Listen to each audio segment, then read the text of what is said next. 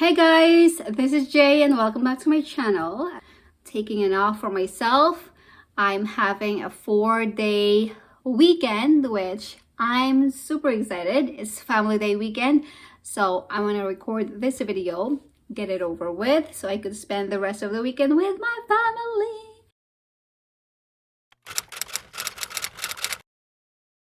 For today's video, I have noticed that you guys really like when I talk about my job, on what I do, tips and tricks, and you guys have a lot of questions regarding pay and which school to get the better program and all that. All the information that I'm giving you today is based on my own opinion and my own experience. I hope you guys like this video, and if you do, give this video a thumbs up and don't forget to subscribe as well, and let's get started. Somebody commented on one of my videos. She's Filipino as well, just like me. She was saying that she are planning or taking a medical office assistant program, and she was asking me if does it matter if she take it from a private college or a public funded school. Here in Canada, it doesn't really matter.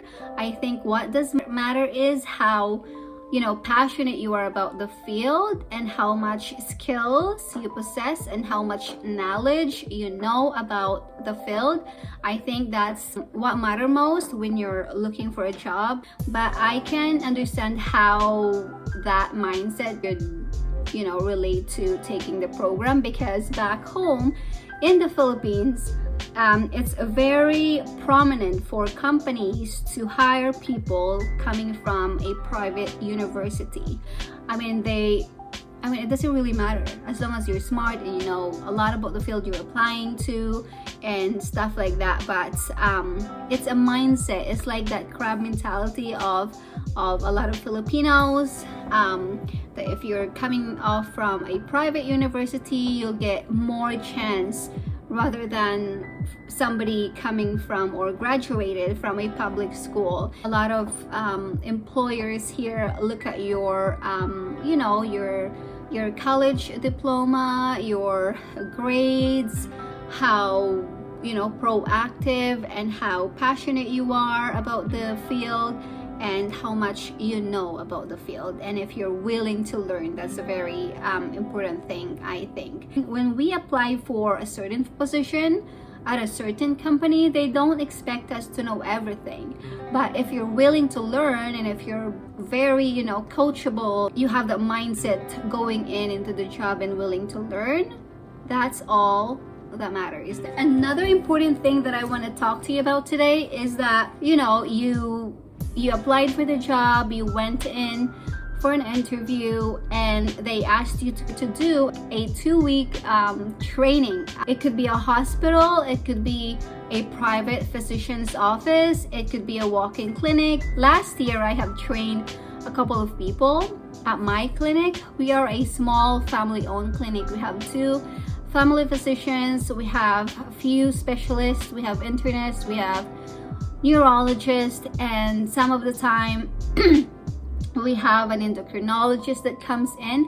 We also have diagnostic technician that comes in to do Holter monitor and echocardiogram. There's not a lot of us in the clinic.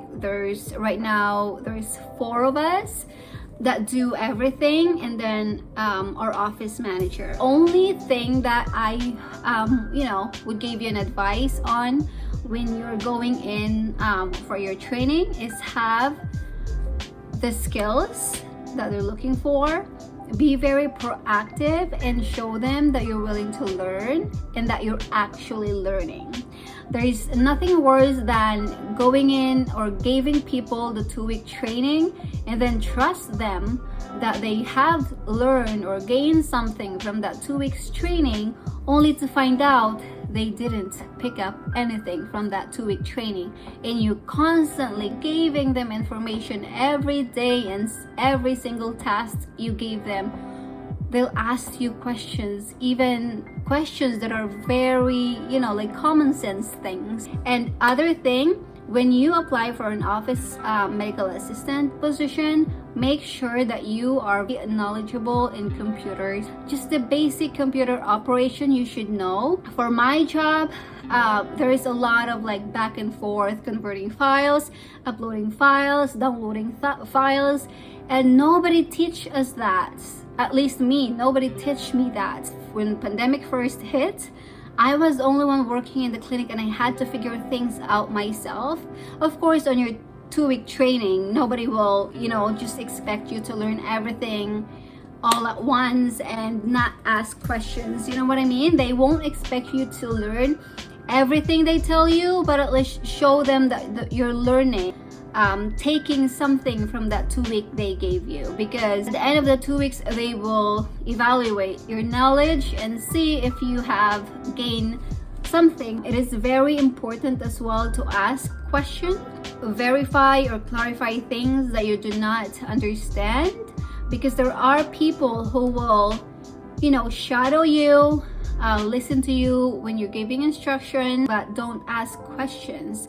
And they just go with the flow. You tell them, go dip the urine, read the result, document it in the charts, without fully understanding why are we doing that. It's better to understand the process other than just following a person showing you what to do. Because the next time you do it, you for sure are gonna mess up because you don't understand the whole process. So me personally, nobody told me this, but it's just for my own sake. I usually go back in the chart and see by the end of the day when everything is done. So I do the stuff that they told me to do, and then at the end of the day, I would go back in the chart. Why did I do that? Let me just see. Let me take a look and see what the doctor had spoken about with a patient. And this information you have to keep to yourself, because this is super confidential information. In your learning and wanting to know what it is and wanting to know or learning the whole process, please keep it to yourself, because there's a lot of sensitive information that you can find in patients' charts when you're working in a medical office setting. And that information has to stay with you, the clinic, between the doctors and the medical office assistant. There's no point in your job that it say, okay, it's okay to let out even this tiny bit of information. Very confidential, and you have to understand that going in.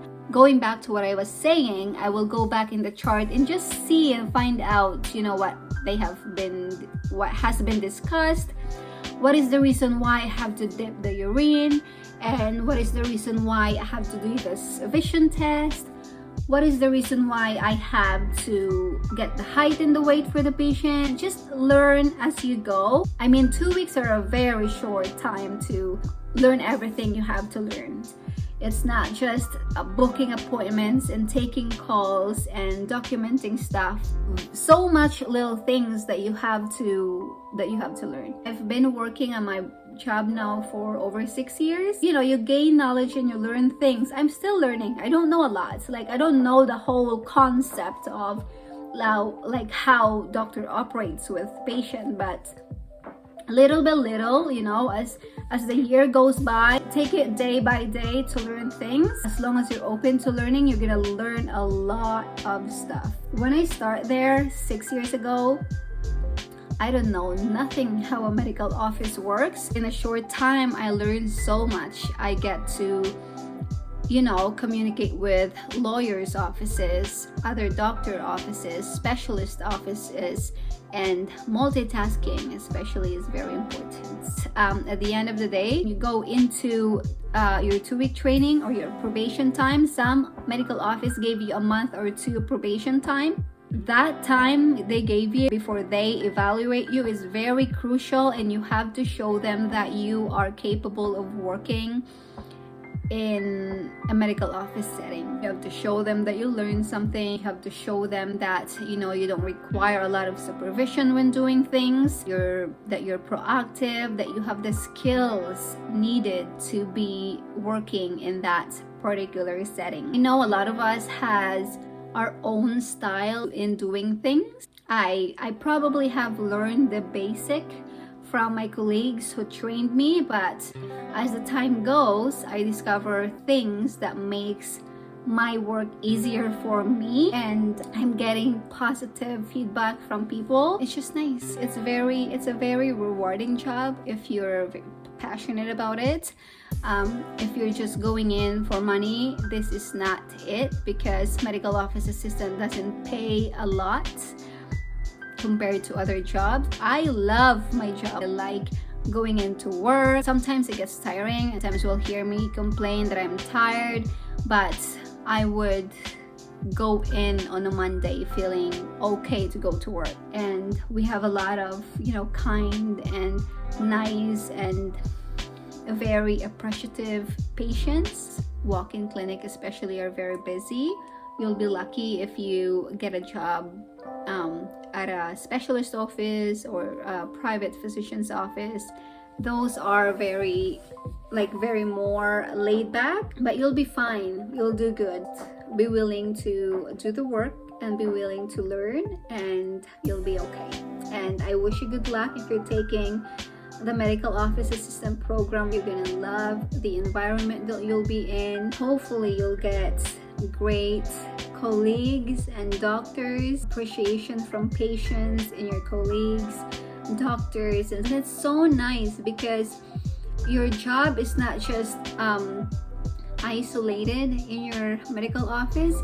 You get to make relationship with other offices, that when you decide to move on from your job, if you know other specialists from hospital and all that, you could get nice references or even apply at hospital if you want to. So that's the beauty of working at a medical office, because there's a lot of growth. You could even apply as a human resource personnel at the hospital. I wish you good luck, and thank you so much for joining me today, for listening and for watching the video, and I will see you in my next one.